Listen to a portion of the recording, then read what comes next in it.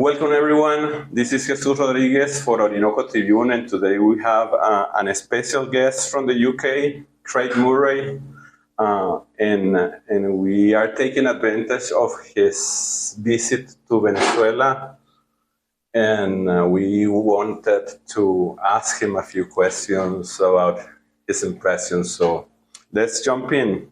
Craig, welcome. It's an honor to interview you.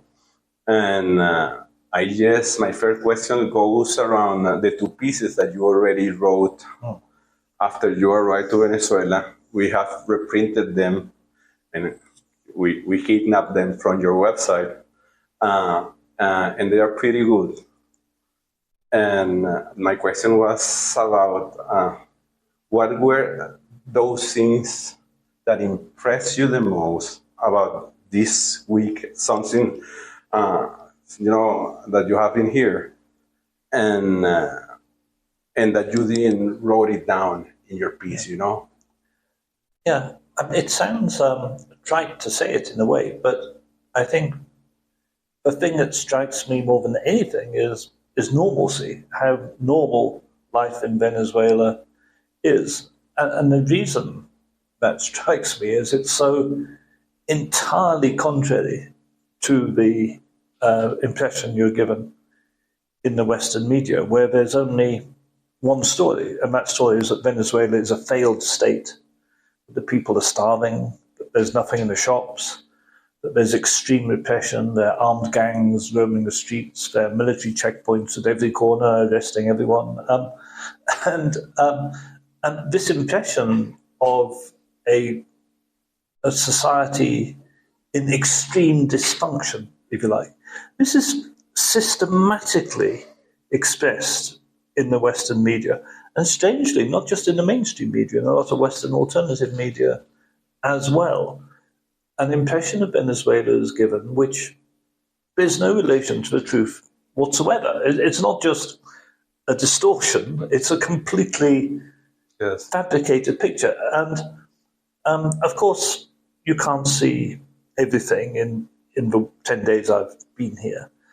And of course, you need to get to know a place to understand what lies beneath the facade.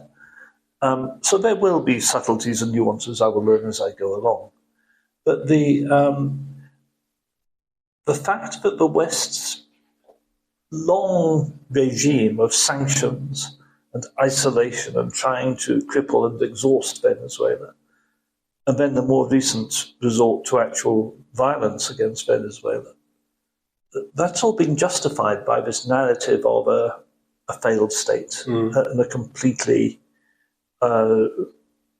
destroyed economy racked by starvation and narcotics and prostitution, all the things we're told. And I'd be interested in your own take, because firstly, how much is this an outdated picture by the West, and how much is it a deliberate propaganda exercise? Well, what does it seem like from within Venezuela? Yes, I believe that is basically that. I mean, they are taking sketches from different history moments, and they use it to spread propaganda, to spread this, smearing campaign against Venezuela. So, for example, it was a fact that between 2015 and 2019, we had this crazy issue with food availability. I mean, that was a fact. We all Venezuelans suffered of that. But that was, if you ask me, something what was pretty good solved by President Maduro when he in 2018 announced a strong, package of economic measures. And already by 2020, we didn't have those problems of availability, scarcity, and those things that are, spread all over the mainstream media. So that's something. And also, before Maduro took office, and maybe during the first years of Maduro also, but that came from the Chavez time, we had a problem with crime, and that's also a fact. And we hear every week and every Monday news about how many people were killed in Caracas during the weekend. So those things were there, but they are not there anymore. Actually, Venezuela last year had the best assassination rate I believe that in the continent, because it is like 3 out of 100,000 Venezuelans were assassinated last year, and the average for the region, I believe, is around 16. And the worst case in the region is Ecuador, with 72,000 people killed out of 100,000. So yeah, it's a mix of things, and mainstream media and Washington, they use all those things to, push their narrative that this is a failed state.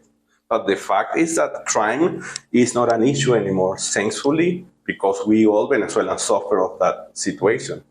And poverty, for example, a lot of people believe outside Venezuela, as you say, that we are a failed state and people are dying on the streets out of, starvation. And the truth is that of course we have poverty. We have been heavily affected by the U.S. sanctions. Actually, the GDP of Venezuela right now, the one that from 2025, is half of our GDP in 2013, even though we have been growing for the last 5 years. So that gives you an idea of how bad the situation was. And it is still bad. But we feel optimistic, if you ask me. So it's like that. I don't know if you notice something different when talking with Venezuelans. I don't know. I just wanted to feel your impressions. Those things that are not so tangible, but, as a human being, you notice. I think there's a greater engagement with politics and political thought, and a much greater awareness of the ideological foundations of things and understanding of political motivations. But unfortunately, political awareness in most Western countries is at a very low level. People pay little attention to such things.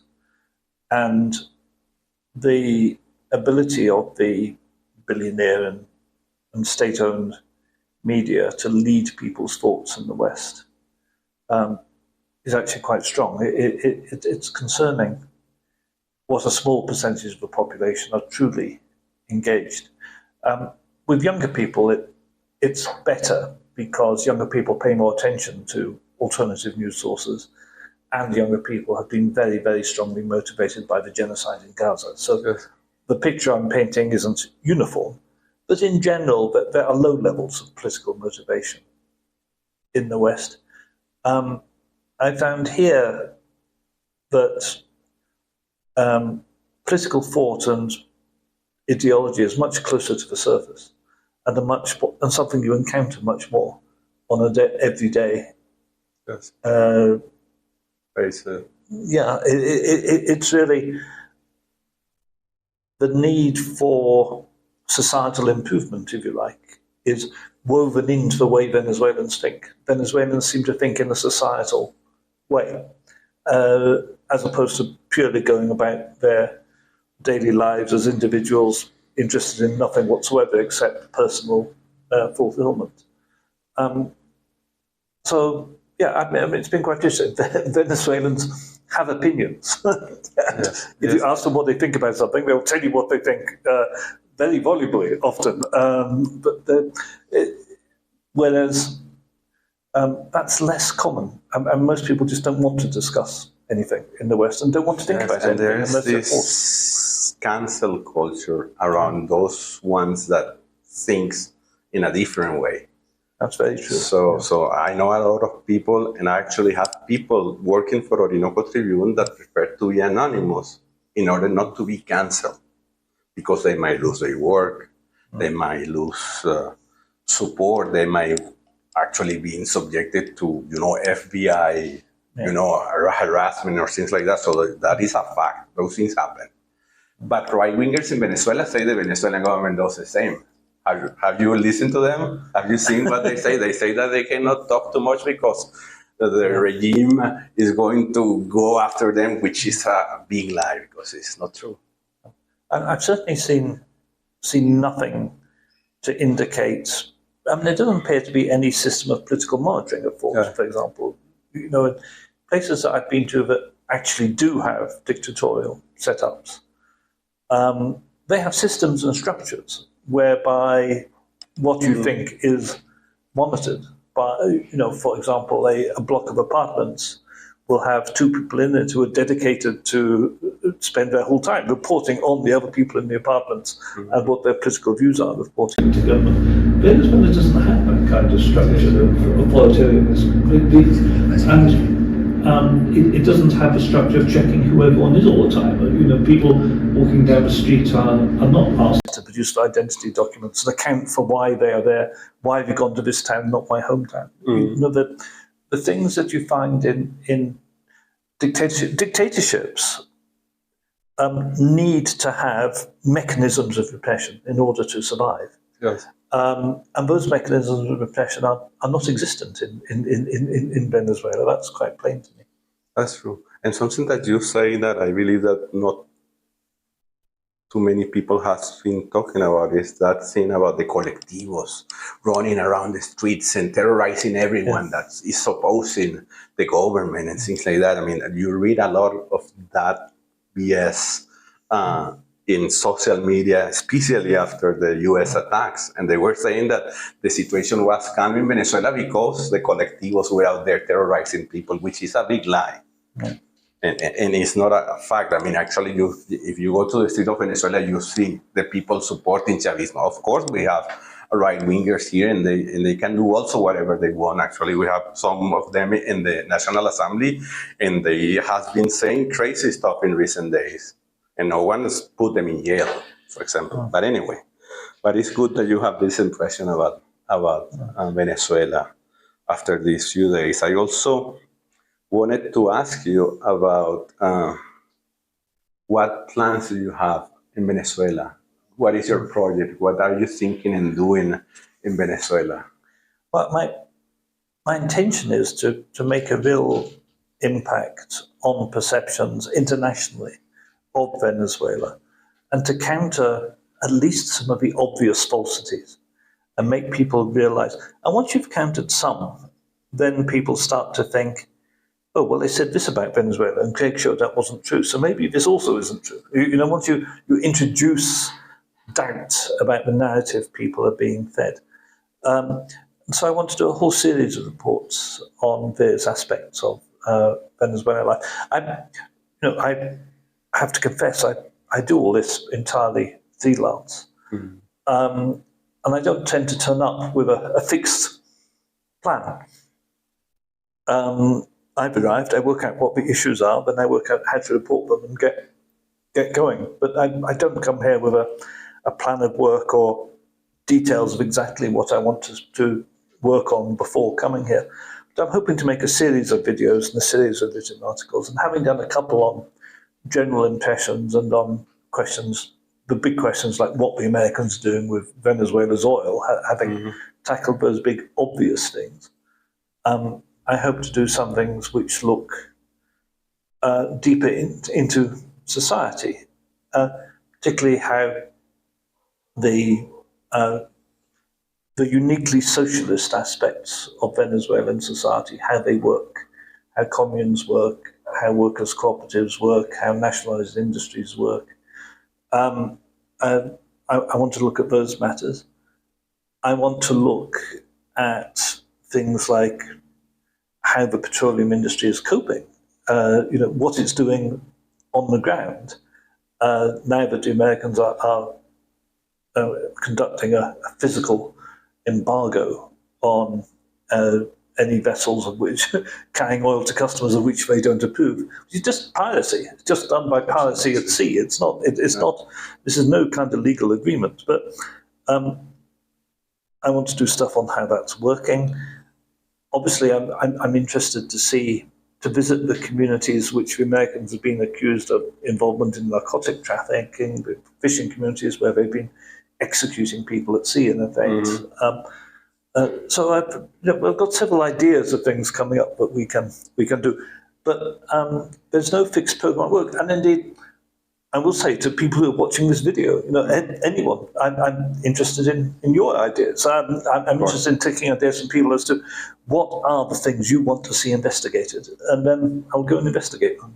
Yes. I believe that at least the topics that you mentioned are pretty important. I believe that the commune is one of the most important one, of course, because it's, you asked me, the core of the Chavista, the Bolivarian Revolution project. So it's extremely important to check on that, check also on the popular consultations, as we call them, which are these elections that have been happening for the last 2 years, where communities within communes choose which projects are going to be funded by the state to improve their quality of living. So I believe that, commune and popular consultations are an important thing.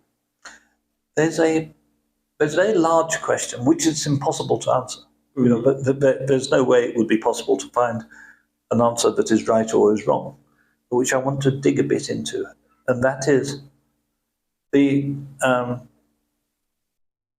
Chavismo, if you like, the Bolivarian revolution in Venezuela achieved tremendous things in things like poverty reduction, in adult literacy, in improved health outcomes for the population. Those are documented and undeniable. But has been worried by recent, the mainstream propaganda in recent years, especially. Exactly, people, and people forget. But you're right. The mainstream downplays it. You would never know these things to be true. You find them in United Nations reports, that kind of verifiable sources, but you won't find them in Western newspapers. Yeah. So the benefits of the revolution still exist and are extremely important. What we don't know is how successful would have been the full-on socialist economic model could have been without sanctions, and to what extent, because it's obvious, everybody knows, it's not a secret that the project has been derailed to a certain extent by sanctions, and that some of the economic decisions the government are taking are not entirely by choice. They're taking them because they've been forced to take them by the effect of sanctions. I'm fascinated to look into questions of areas where full-on socialism, if you like, was broken, was destroyed by sanctions, financial sanctions, economic sanctions, and physical blockade. They're all the means of doing things. And get an idea almost of what Venezuelan society, what socialism would have achieved already were it not for the sanctions, if you like. That's an area, and that's it. There's no exact answer to that, but I can think of ways in which, by visiting socialist enterprises and seeing how they've been affected by sanctions and what they've done to try to get around them, we can start to develop some ideas of the answer to those questions. And there are also some academics that have been writing a few things here and there about that issue. And there's also the observatory of the anti-sanctions observatory that belongs to the government. They might have, of course, the scope of the vision of the government, but I believe that they have been doing a good job, and they might be, an institution that you might touch in order to get at least some information that might help you to do that. But now going to the how do you are gonna make this project of yours feasible, financially talking? I'm asking you this because before arriving to this location, I was reading your last piece that you published yesterday in your website, and at the end you mentioned that you are going to use the same crowdfunding account that you opened for something similar or close to that you did in Lebanon a few months ago. And you say that the starting point was going to be like 35,000 pounds, something like that. Okay. And I checked the GovFund, and it was somewhere around 48 or so. So you already have collected some money out of that. Yeah. But maybe you need more, right? We always need more. But the model is one of individual funders, small individual funders. I don't ever quite trust that any large sums of money that come from anyone come entirely without strings, and I prefer to avoid it. And the hope is that those people who would like to know what the truth is about Venezuela, who've never seen the truth about Venezuela before, and who are reading my things and thinking, wow, I did not know that it's worth it to them to put their hand in their pocket and give $5 to enable us to continue to provide the kind of information they can't get anywhere else. It worked quite well in Lebanon. In Lebanon, we managed to keep it. It worked for 5 months there. We did 5 months worth of work. We produced 6 mini documentaries of about 20 minutes each. We produced numerous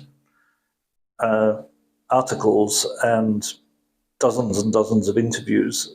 So we got an awful lot done there. We were, of course, most of the money we were paying to local people, to film editors, to production houses, to drivers, so the money goes into the economy, if you see what I mean. It doesn't come to me. I wish sometimes more money did come to me. But that's good somehow, yes. But it's interesting to see, because the mainstream media doesn't do real reporting anymore. And there is no mainstream media journalist in Caracas going around telling you that actually there are no military checkpoints, for example. They're all reporting the existence of all these military checkpoints because they've been told to. And they're all sitting behind desks in Washington and London doing this. Edit everything also. So what we're trying to do is real, actual, honest, old-fashioned reporting on the ground of what's truly happening. And we're looking to see whether it's possible to do that from a crowd-funded model, for whether people will pay to have that. Whether the desire for an alternative media that actually tells you the truth is enough. And I have to say I failed in that. Ultimately, I failed. We kept it going for 5 months, but my hope that we would raise sufficient money to leave a legacy, my hope that we'd leave sufficient money to leave a legacy and leave behind an organisation where the people I'd been working with could continue working after I'd gone. It didn't work because eventually the money petered out.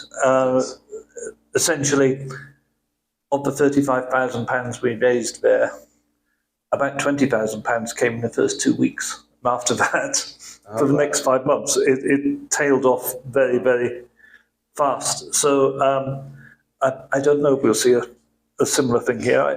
I hope not. I hope when we try and do it, we're learning from mistakes we made. I'm trying to do is not quite so expensively in terms of equipment we're using, in terms of the degree of production going into every piece and that kind of thing. So I'm hoping the money may go a bit further, and I'm hoping more people will donate. But we will see. The news agenda is fickle. That the people's attention is fickle, and when you're trying to get their attention on alternative media, a month ago everyone was fascinated by Venezuela because it had just been attacked. Yes. These were all people, and many of these people hadn't given Venezuela a moment's thought for the previous 5 years. Then it was suddenly very interesting to them.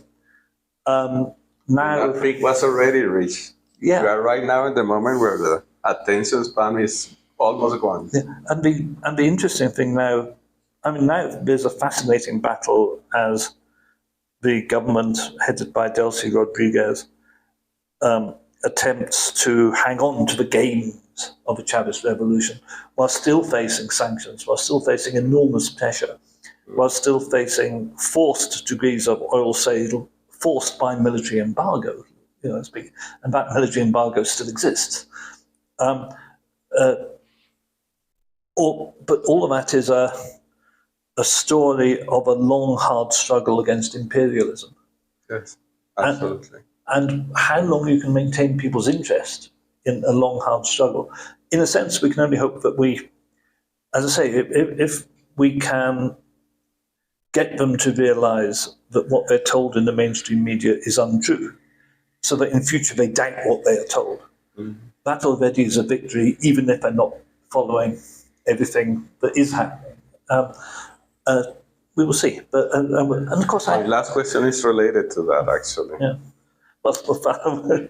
It's about those compass in the left, or that they call themselves leftists or progressive or whatever, that has been spreading this criticism about what Jesús Rodríguez has been doing, about what Chavismo has been doing after the January 3rd U.S. military attacks and the kidnapping of President Maduro. So I wanted to know what is your impression about those guys, because actually inside Venezuela you don't have too much of that discussion. I mean, I believe that discussion is bigger outside Venezuela than inside. I'm not saying that we don't have people talking about those things here, but I believe that the biggest trend comes from abroad. So I just want to know, what is your evaluation of that trend, but also how it can be reverted? Well, I think that trend was going very fast and making a lot of ground and capturing a lot of converts. It became very fashionable on the left to put out, and there are different strands to it. One strand to it is to say that the socialist government of Venezuela had an appalling human rights record, was abusive. We shouldn't accept these mistakes by our own side, if you like. We should be critical. We should regurgitate CIA propaganda, in effect, because it shows that we are universal in our care for human rights. There's that strand. You have another strand which says that the kidnap of Maduro was too easy, therefore there must have been inside collusion. Therefore it means that Jesús Rodríguez betrayed Maduro. And that, of course, fits in with what Trump is trying to say. That's the messaging that Trump is trying to give. And you even have people on the left who were always critical of Chavez, and who said that what was here was always elitist and always corrupt and never actually improved the lives of the people. You have people on the left who and for me, I have, and I have friends on the left. That way. Not just in the UK, but internationally, I have friends on the left who say all of these things, sometimes all at once. I have very little patience. I think anybody who cannot see that the biggest enemy of mankind at the moment is US imperialism is an idiot. You know what I mean? We can see who the enemy of mankind is. It's very plain who is the biggest enemy of mankind. And maybe we have some, not everyone does everything perfectly. We have some differences among ourselves in life. When you're struggling with governing a real country, you meet difficulties and you have to overcome them. And maybe sometimes the way you overcame them isn't the way you do it again if you thought about it later, but you didn't have time to think about it later at the time. All those things are true, but none of that should detract from the point that we have a massive military power which is running amok in the world, which is sponsoring a genocide and defending a genocide in Gaza, which has attacked a sovereign nation in Latin America and kidnapped its head of state, which is militarily kidnapping, catching by an act of piracy oil tankers on the high seas, which is trying to starve, literally, the people of Cuba. You can see who the enemy is, for God's sake. Please don't. reminds me, I always say that to my friends in Scotland who have this tendency, I always say to them, in our battle to keep our independence and freedom back in medieval times, the most famous battle was the Battle of Bannockburn. And I would say, now, if we were back in those days and we were standing there on the hill facing the English army coming up to kill us, would I turn to you and say, well, I'm not going to fight next to you because I don't like your policy on this? This is crazy. It's wrong. A lot of it is informed by facts which are simply untrue. A lot of it is accepting and regurgitating CIA propaganda. And secondly, it's irrelevant to the struggle we are in. Those are my thoughts.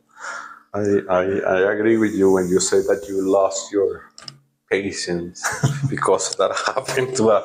We try not to be, polemicize with anyone on social media, but with Scott Ritter or with the other guy, Tariq Ali, we actually publicly began to say that the arguments were terrible and they only play in favor of the US. So, but those guys are still there and they keep, saying the same things. But I have to say that Scott and Tariq are both good friends of mine, in fact. And we have to bring them round and make them see the light eventually. But it's not helpful at the moment. Actually, Scott, we should get here to see for himself. I think that's probably part of what we need to do. But it's hurtful when people who you know and trust, and who I'm sure are well-meaning. I don't believe they're doing this from any bad motive, but they've just got it wrong, and they've got it wrong at a crucial moment for mankind when we all have to be. When imperialism has really got the upper hand in the world, and we all need to be engaged properly in the fight and not getting distracted. And what happened in Venezuela is like a breaking point for what might happen all over the world from now on if humanity allow the US to keep doing what they has been doing. I know that opens the door for a way longer discussion, but it's true, and it's not because I'm Venezuelan and I believe that the world revolves around us, but it's a fact. This is the first time in history. Some people compare the event with what happened in Panama, but in the case of Panama, Noriega was not actually president of Panama. Noriega was the head of the military junta or whatever they had at the time there. So this is the first time that a sitting elected president was kidnapped by a U.S. military invasion and taken into custody to the U.S. So this might represent, this is a precedent that might open the door for the U.S. to keep doing this all over the world. So anyway. That's definitely true. And but it's also true that the failure of the world to do anything about the genocide in Gaza. Yes, it's worse. Well, it's the same thing, basically. But it encouraged the US, in my opinion, to do this. Exactly. Yes. The fact that international law appears to have broken down entirely. And I very much fear we're going to see an attack on an illegal war of aggression against Iran. Iran's done nothing. And Cuba. And as I say, the Cuba, they're attempting to starve the population, literally. It's astonishing. We're seeing outright fascist use of military force. And it's much worse than anything I thought I would see in my lifetime. Yes, me too. But let's hope that your work here helps a little bit in building a trend against, that, at least media-wise. We all have to do what we can. And often I'm asked why we keep doing it. Sometimes people criticize me and call me a Don Quixote, or